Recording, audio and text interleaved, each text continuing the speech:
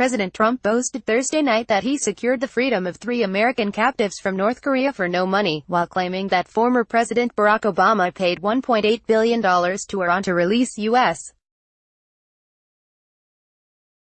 hostages 2 years ago. Speaking at a boisterous campaign rally in Elkhart, Indiana, Mr. Trump exulted in the return of the 3 Americans whom he greeted earlier in the day upon their arrival back in the Washington area. "We didn't pay for them," Mr. Trump said. "They came out for nothing. Those hostages came out with respect," referring to Mr. Obama's negotiations with Iran in 2016. Mr. Trump said, President Obama, paid $1.8 billion for hostages.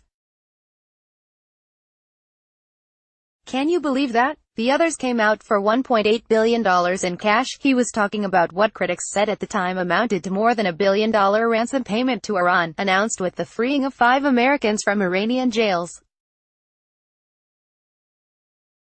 The Treasury Department wired the money to Iran around the same time that Tehran let 3 American prisoners fly out of the country.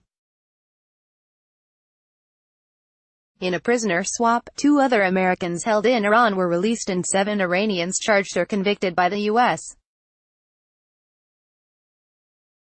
returned to Iran. The Obama administration insisted that the settlement of a dispute over a $400 million trust fund the Shah of Iran had set up for arms purchases from the U.S., and which had been frozen since the Islamic Republic seized the U.S.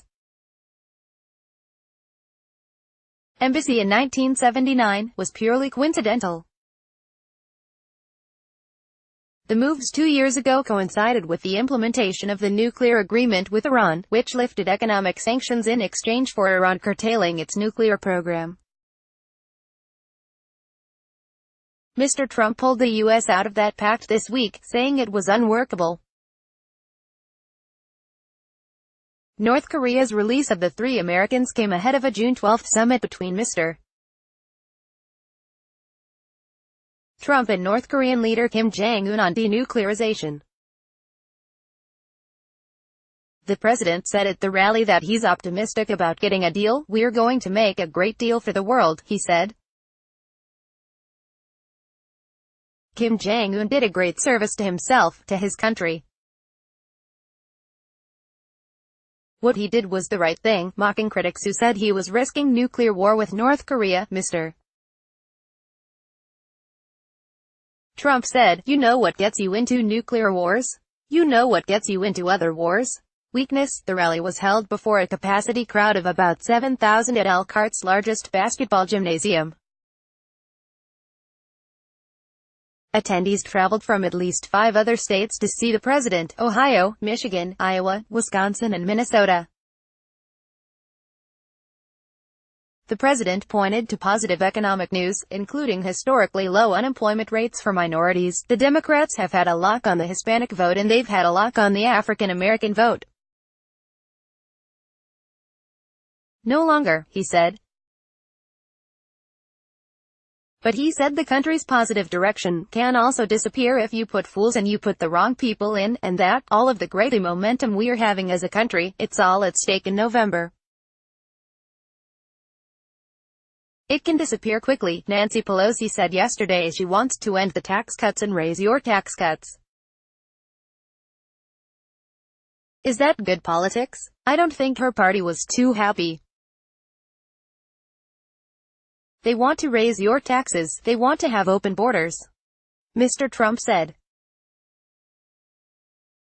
You have to work every day between now and November to elect more Republicans so we continue to make America great again. Vice President Mike Pence, a former governor of Indiana, criticized his state's Democratic Sen. Joe Donnelly, who is running for re-election this fall, for voting against tax cuts, a repeal of Obamacare and other policies promoted by the president. He said Mr. Donnelly is also considering a no vote on the nomination of Gina Haspel, whom he called an American patriot, for director of the CIA. I think Indiana deserves better, Mr.